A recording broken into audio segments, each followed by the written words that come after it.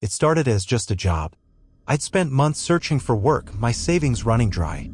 So when I heard about the Maria's Dream, an old cargo trawler making runs along the Pacific Northwest, I didn't ask too many questions. The pay was better than anything else I'd seen, and the captain, known only as Cap, made it clear, follow 5 simple rules and you'd come back alive. He handed me a single sheet of paper, yellowed and creased from years of folding. 1. Never look directly at the woman in white if you see her on deck. 2. If you hear 3 knocks on the cabin door between 2 a.m. and dawn, do not open it. 3. When the boat stops moving unexpectedly, do not go outside for at least 10 minutes. 4. Keep the radio tuned to static from 2 a.m. until dawn. Never change the station, ***. 5. If you see someone in the water calling for help, do not help them. No matter what, ***. Simple rules. Easy enough, I thought. But that first night showed me how wrong I was. We set out at dusk.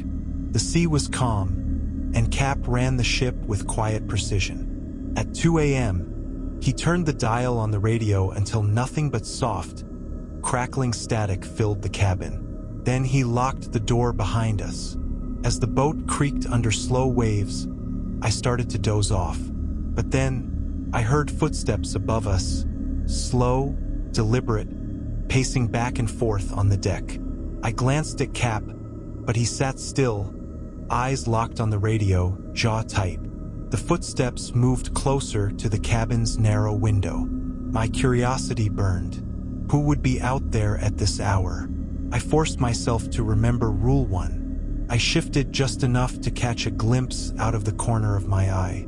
That's when I saw her. A woman, dressed in white, her long hair drifting as though underwater. Her face, blurred, shifting, never settling on human features.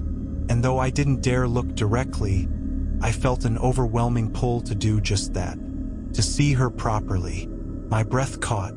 Every instinct told me to look. But Cap's words echoed in my mind, never look directly. Never. The woman in white stopped in front of the window.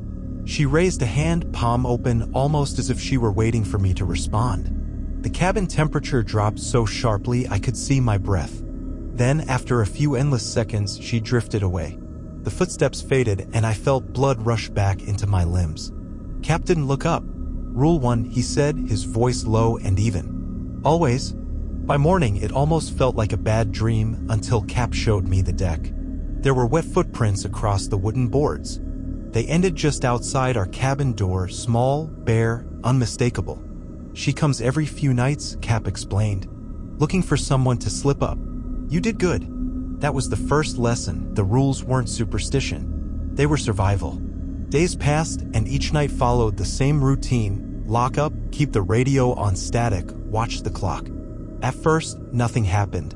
But then, just past 2:30 a.m. On the 4th night, there was a knock at the door. 1, 2, 3. Then silence. My chest tightened. Everything in me wanted to open that door to check who was there. Maybe someone had gotten hurt on deck. But Rule 2 was clear. Do not open it. Cap raised a finger, silently counting seconds under his breath.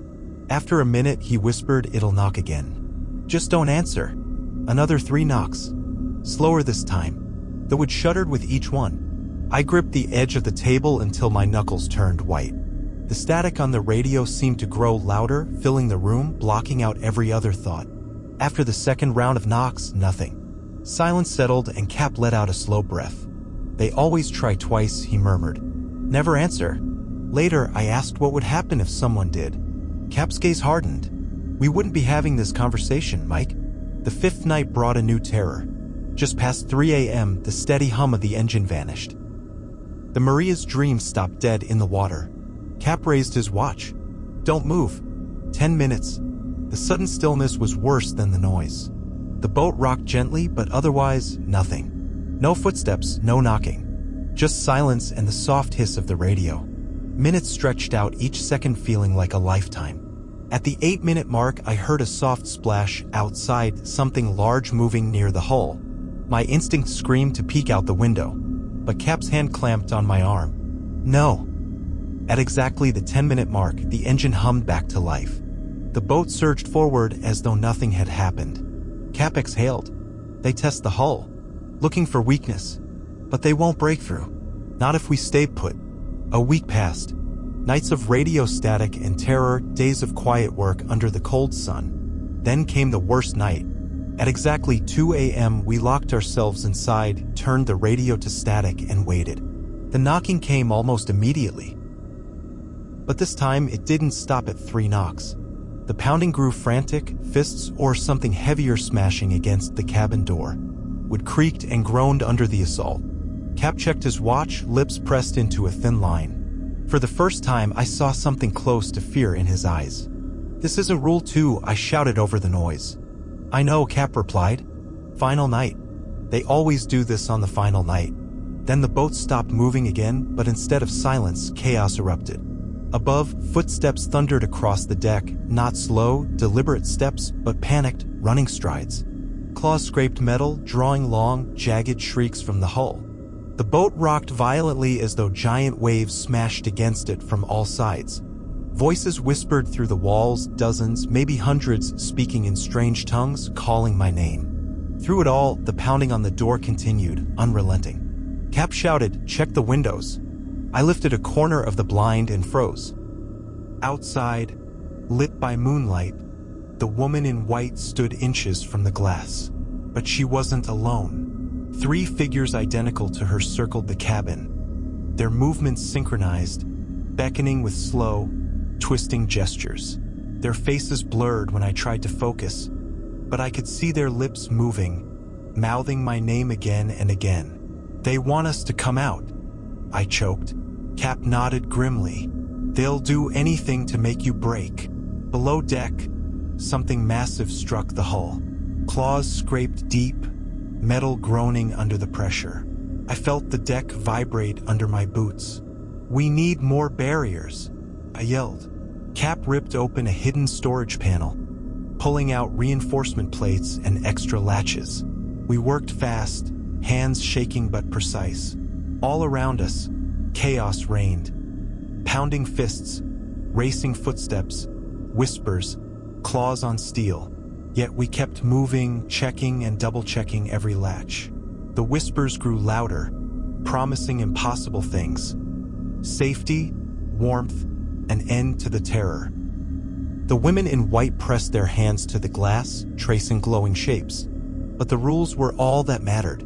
I clung to Cap's steady presence. Even in the chaos, he kept checking his watch, each glance reminding me time still moved forward. Minutes felt like hours. Then Cap whispered, 2 hours left.